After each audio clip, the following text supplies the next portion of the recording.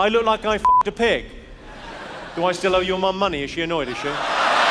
A man rushes the stage, throws a punch, and the comedian's first move is to ask for the microphone back. 10,000 people boo a guy off, so he counts down the clock while they crumble.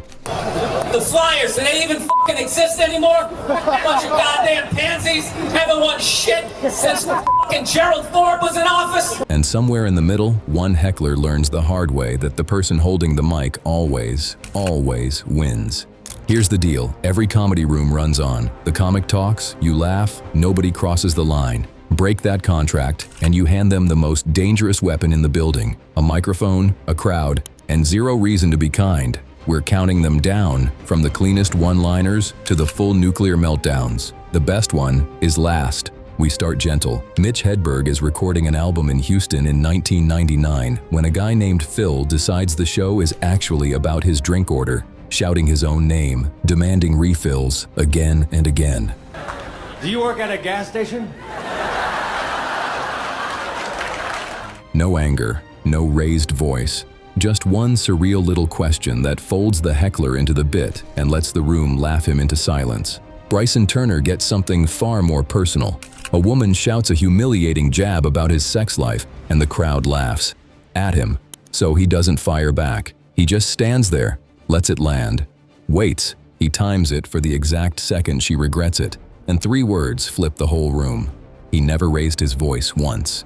Sarah Silverman is opening for Iggy Pop in 2016, deep in a tender bit about her dog one day dying. The room dead silent, when someone yells unsolicited advice straight into the most fragile moment of the set. She doesn't just shut him up. She diagnoses him, live, on the spot, turning one dumb interruption into a full profile of the kind of person who needs that attention. Steve Hofstetter built a whole career on this exact thing.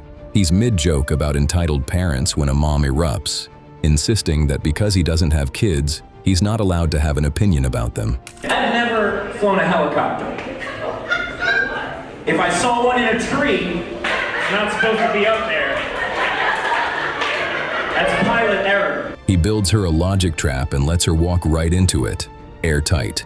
The crowd cheers, the argument is over, and she never stood a chance. Before the movie fame, Zach Galifianakis is at the piano in San Francisco in 2006, and a woman keeps trying to chat with him, killing the rhythm of every one-liner. He doesn't yell. He does something worse.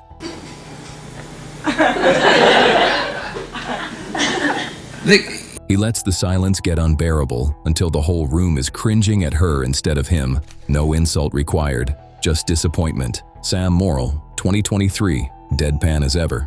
A woman keeps interrupting to brag about living with her boyfriend and demand the spotlight. Hey, you got me there. I got you there. You're damn right I do. I just seen that last weekend. So Morril plays nice, asks her to go quiet just long enough for one quick story about his apartment. Which, guess what? I would rather wake up to in my apartment than you. But the story was the trap the whole time. She goes quiet, thinking she got her way, and walks straight into a punchline she helped him build.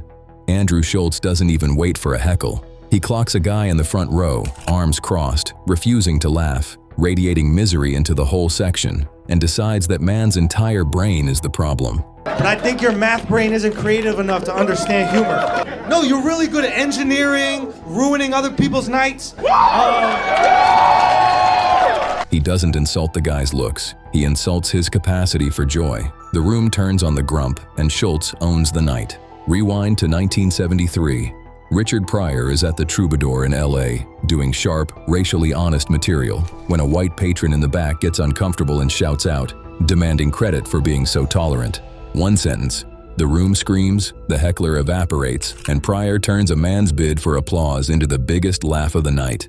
Drew Lynch built his act around a real stutter, the result of a brain injury. So when a woman interrupts to accuse him, to his face, of faking the whole disability for sympathy, the room goes quiet for a very different reason. Speech therapy, physical therapy.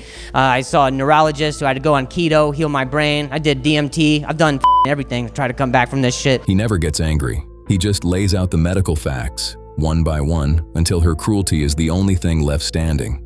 Shame does the rest. Gianmarco Soresi is dealing with a drunk woman talking over his entire act. He calls security. and she plays the one card she's sure is unbeatable, that she paid for 2 shows tonight, so she's earned the right to wreck both. I paid you to see you tonight. You did? Yeah. Why? I appreciate the money.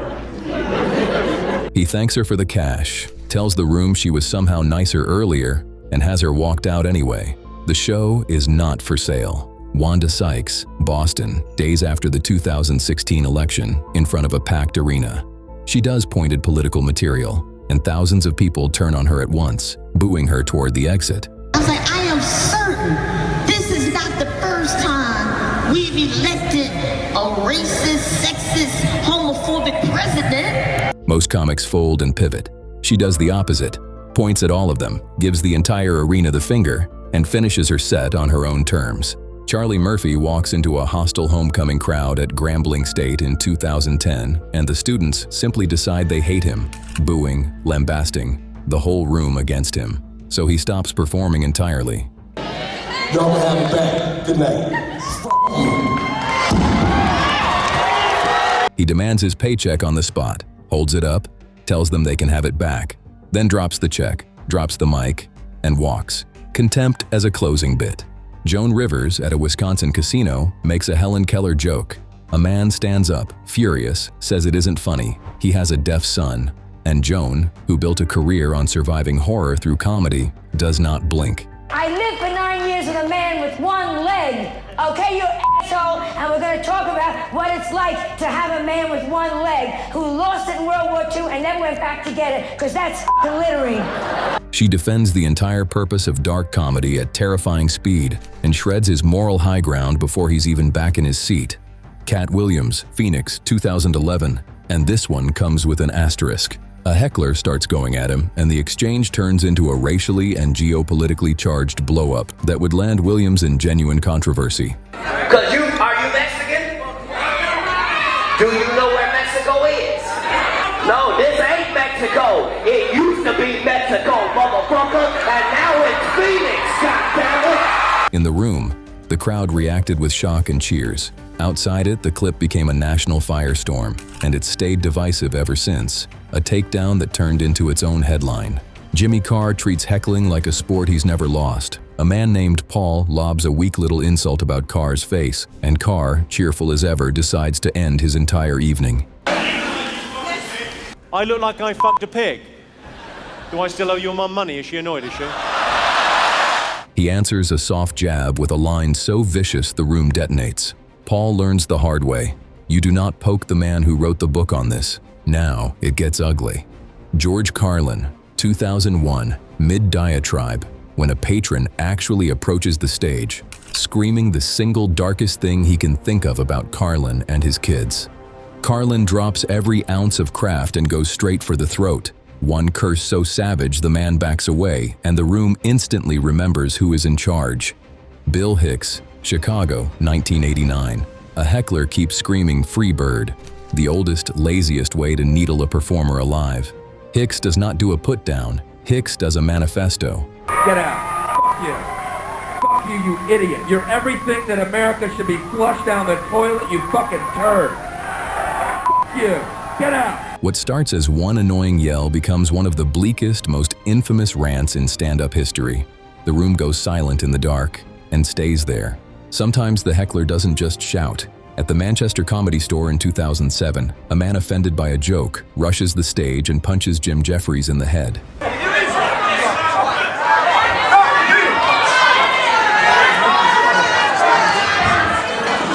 On camera, security hauls the guy away, and Jefferies, still rattled, insists on the microphone back so he can land the last word. He got hit, and he still won the exchange, and the greatest of them all. 2006, a 10,000-seat amphitheater in Camden, on a tour where the drunk crowd had booed every single comic off the stage, legends included. Then Bill Burr walks out, watches the boos start, and flat out refuses to die. Fucking assholes! Fucking standing backstage for 3 hours to get booed by this GED fucking stupid ass piece of shit fucking crowd. He attacks 10,000 people at once for 11 straight minutes, aims their future, and counts down the clock while they fall apart. He beat an entire arena and walked off to a standing ovation. the single greatest heckler takedown ever filmed. Every one of these started the same way. Somebody in the dark decided the show was about them, and everyone ended with the same reminder. The person holding the microphone has nowhere to hide, nothing to lose, and the whole room on their side. The heckler always thinks they're the main character. The mic always disagrees. So which one wrecked you the hardest? The clean kills or the full nuclear meltdowns? And who did we leave out? Drop it in the comments. We read everyone.